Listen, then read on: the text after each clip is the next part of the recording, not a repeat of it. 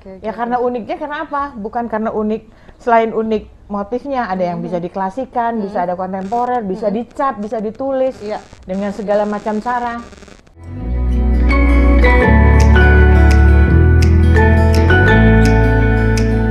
Halo Mak. Hai. Kita sekarang ngeteh-ngeteh santai nih. Oke. Mak, mau nanya nih. Novi mau tanya nih sama Mak. Kenapa sih setiap hari, everyday, ketika kita ketemu nih, kayaknya kita ketemu terus nih. Mak tuh hobi banget pakai batik. Kayak nggak ada baju lain gitu loh, Mak. Banyak dong banyak ya, bajunya, gue gitu. gue gitu loh. Tapi kan yang penting kan batik itu kan unik. Unik ini mana? Ya unik, dia bisa formal, dia bisa semi formal, bahkan sekarang baju olahraga juga di batik, training aja di batik. Bisa bikin celana, bisa bikin jas. Dan bisa dikombinasi dengan lurik, dengan tenun, dengan songket, batik masuk. Kan jadi bisa mau pakai jean atasan batik oke. Bahkan sepatu batik juga ada ya Mak? Sepatu batik ada. Terus koleksi-koleksi tas Mama juga banyak yang batik tuh? Batik bisa, di koleksi tas dengan dikasih kulit. Tas kulit kan. Sejak kapan sih Mak suka sama batik? Ya jelas ya sejak kecil itu kita ngerti kan, orang tua kita kan pakai sarung batik, tapi waktu itu kan hanya sebatas sarung. Baju hariannya orang tua zaman dulu kan sarung, baju kurung, bawahnya batik. Nah begitu sudah berkeluarga dan berpindah-pindah tempat, ngertinya batik itu untuk acara formal. Tapi ternyata makin kesini, ternyata batik untuk celana kulot, blazer. Iya kan, blazer. Bahkan sekarang jaket olahraga juga dari batik. Mobil aja di batik. Ada ya Mak mobil di batik ya? Baru denger limited edition. Kue aja di batik. Iya ada kue batik ya, cake batik. Sekarang. Terus kalau batik yang paling Mak suka itu batik apa? Ya tergantung kapan kita pakai. Kapan kita pakai? Kan ada batik-batik yang memang nggak boleh kita pakai sembarangan. Oh iya ya, batik-batik yang memang karena saya kemarin 2 tahun lalu baru mantu, baru mengerti sedikit. Ada yang buat pengantennya, ada yang buat orang tua penganten, ada yang buat amung tamu, ternyata beda-beda. Gitu. Tapi yang jelas batik itu unik karena bisa dipakai siapapun dan kapanpun. Bisa dengan sepatu kets. Iya. Bisa pasang-pasangan. Terus menurut emak sendiri nih, apakah batik itu bisa sebagai wadah, sebagai sarana untuk mengaktualisasikan diri nih kita nih Mak sebagai perempuan gitu? Ya bisa, karena ya jelas bisa. Dari zaman dulu sampai sekarang orang tahunya daster itu ya batik kok.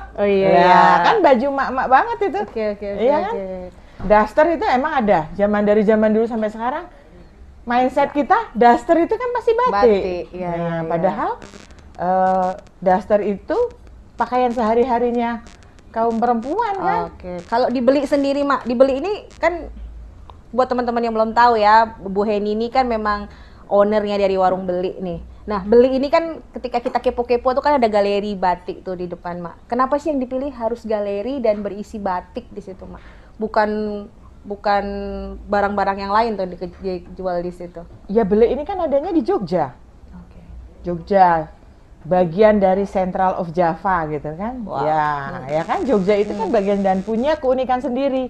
Jogja dengan istimewanya, salah satu keistimewaan Jogja ya batiknya itu. Jadi nggak ada di Jogja ini toko yang nggak ada jual batik. Ya kan dari batik yang harga 10.000 sampai harga 10 juta ada. Dari motif yang klasik, kontemporer, bahkan yang sudah dimordenkan tapi tetap ada sentuhan batik. Makanya pada saat kita niat mau bikin galeri ya tentunya fokus utamanya kita kepada UMKM yang memproduksi batik. Maupun batik klasik, maupun batik kontemporer, dijadiin baju, dijadiin blazer, dijadiin celana, dijadiin tas, dijadiin sarung bantal pun bisa kan sekarang. Itu. Bagus juga ya. Jadi batik itu sudah seperti kebutuhan apa sih penggunaan sehari-hari. Ya itu saya bilang tadi, dari zaman kita kecil sampai sekarang kan orang taunya daster itu batik. Nggak ada daster sutra itu, ya itu hanya sebagian kecil dari masyarakat kita. Tapi kan umumnya dari kecil ya taunya daster itu batik gitu kan. Mau daster batik yang harga 10.000 sampai daster batik yang harga 1 juta juga judulnya daster itu pasti batik gitu loh. Dan itu yang jualan paling laku. Ya. Coba lihat di pasar kita di sana itu kan ada daster batik yang bisa 100.000 dapat 4, 100.000 dapat 3, ada yang 100.000 hanya 1, tergantung batiknya apa dulu. Jadi batik itu udah unik sih sebenarnya. Ya karena uniknya kenapa? Bukan karena unik, selain unik motifnya, ada yang bisa diklasikan, bisa ada kontemporer, bisa dicap, bisa ditulis dengan segala macam cara. Ya, berarti kalau apalagi di era sekarang nih Mak ya, anak-anak yang dengan cara fashion berpakaian yang ke Koreaan gitu lah. Terus menurut Emak nih yang kita nih beda generasi ya Mak ya. Aku kan milenial banget nih. Emak ya satu atas lah ya kayak gitu kan. Iyalah. Aku raja gitu. Nah, terus menurut Emak apakah batik itu tidak terlalu old nih Mak digunakan untuk generasi justru di bawahku nih, anak-anak zilenial begini nih. Apa yang buat mereka bisa pede ngunain batik itu Mak? Ya enggak lah, sekarang kan batik itu kan ya seperti tadi kita ngobrol. Batik itu kan ada yang kontemporer.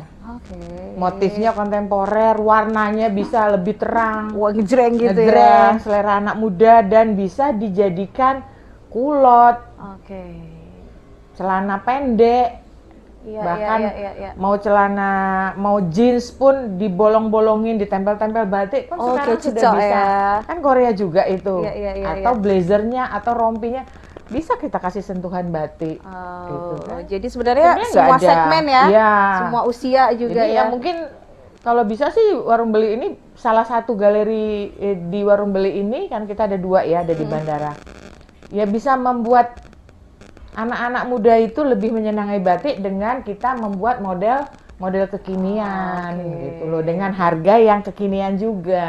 Nah, mungkin kan anak-anak kita suruh pakai batik tulis yang harganya jutaan motifnya klasik, nggak akan mau mereka gitu kan. Nah sekarang kan motif kontemporer, yaitu ada ahli-ahlinya lah yang membuat seperti itu ya. Kita kan tinggal bagaimana mempengaruhi anak-anak untuk mau pakai batik dengan menjadi pakaian dia sehari-hari. Ya kita pakai dulu. Ya buktinya kan bisa batik dijadiin rok, pakai sepatu kets bisa. Habis ini mobilnya Ibu Raja ini dibatik gitu ya.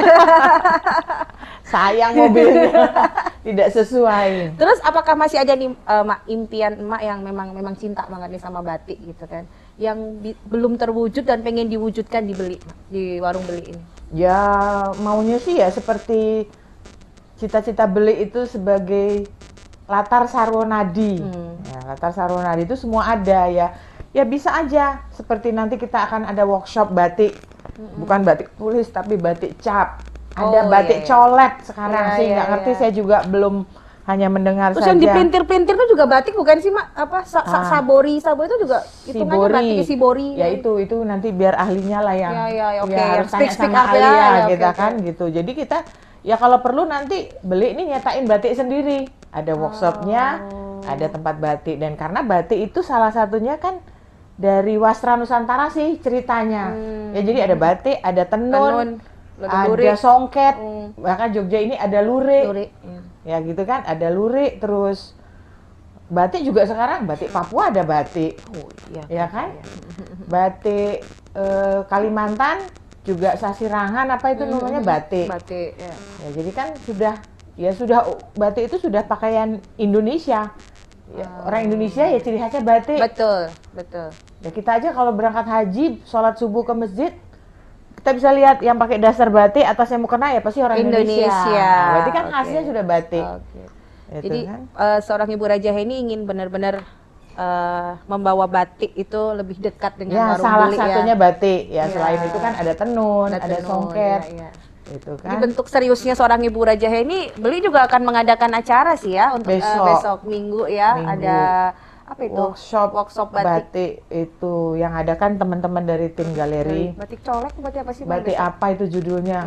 Nggak hafal anunya, kata-katanya. Jadi itu salah satu bentuk keseriusan seorang Ibu Raja Heni yang cinta memang dengan batik. Nah, beliau sebagai salah satu bagian dari wastra Nusantara kan. Betul. Dan beliau memfasilitasi buat teman-teman untuk benar-benar belajar loh gimana sih batik itu yang tadi dari kain putih tiba-tiba menjadi Tiba-tiba batik, jadi ya kan? warna yang bagus gitu. Dan itu bisa kalian bawa pulang, kalian nikmatin sendiri. Nah, itu sendiri. bentuk keseriusan Ya seorang mungkin untuk terus belajar menjadi pembatik mungkin perlu proses. Betul. Tapi paling tidak kita tahulah, oh batik itu seperti ini gitu kan. Jadi kalau belajar batik itu ya nawarnya ya nggak tega-tega banget gitu. Jadi apalagi batik tulis itu prosesnya bagaimana ya sebenarnya semua berjalan. Jadi kita pengen tahu aja kenapa batik tulis itu mahal, kenapa batik cap itu harganya sekian gitu kan. Batik printing yang lebih murah sekedar informasi buat diri sendiri aja karena kita punya galeri ya, dibelinya sendiri dan di bandara yang di Kulon Progo kita ada batik. Gitu. Iya sih, kalau buat teman-teman yang sering ke warung beli, nah buat kalian yang belum ke warung beli, cuslah ke warung beli, dan apalagi ketika ada Bu Heni di Jogja gitu kan, bisa ngelihat itu dia bener-bener pagi, siang, sore tuh bisa bawa ganti baju ya, kayak hari ini pun dia akan bawa ganti baju banyak dan itu isinya batik semua. Dan buat teman-teman yang muda-muda bisa melihat beliau dijadikan trend center, karena saya aja yang di bawahnya beliau usianya itu kalau ngeliat beliau pakai batik itu gini, bagus ya gitu kan, bagus ya kok cucok ya kayak gitu. Jadi bagaimana beliau tuh membawakan batik itu jadi gue banget. Bu Heni tuh suka banget sama warna-warna terang gitu kan, pun beliau pakai warna hitam seperti hari ini juga kelihatan wow gitu. Jadi buat teman-teman inilah jadi contoh bahwa seorang ibu dari generasi generasi kalau Bu Heni ini di atas milenial. Oh baby boomer, baby booster, baby boomer di satu generasi di atas generasi milenial gitu. Tapi beliau bisa nge-grab teman-teman di generasi milenial ataupun generasi zilenial untuk mau mencintai batik melalui medianya ada di warung beli. Jadi begitu Ibu Raja Heni percakapan kita ngeteh santai di hari ini. Nanti ini produknya tahu tempe bacemnya warung beli, teh pocinya warung beli, dan kita lagi ada di Limasannya warung beli. Buat teman-teman yang ke warung beli pasti cuma ke depan kan, nggak pernah ke belakang. Nah di belakang ini jadi tempat buat enak kita ngobrol. Yang mau prewedding ada di sini ya kan. Yang mau kalau saya biasanya ke sini untuk apa? Untuk konseling klien, di sini yang paling enak. Oke, gue nih kita sambung ke tema-tema yang berikutnya ngobrolnya. Ya kan. Thank you. Terima kasih untuk hari ini ilmunya tentang batik. Nah, besok kita ilmunya tentang yang lain-lain nih.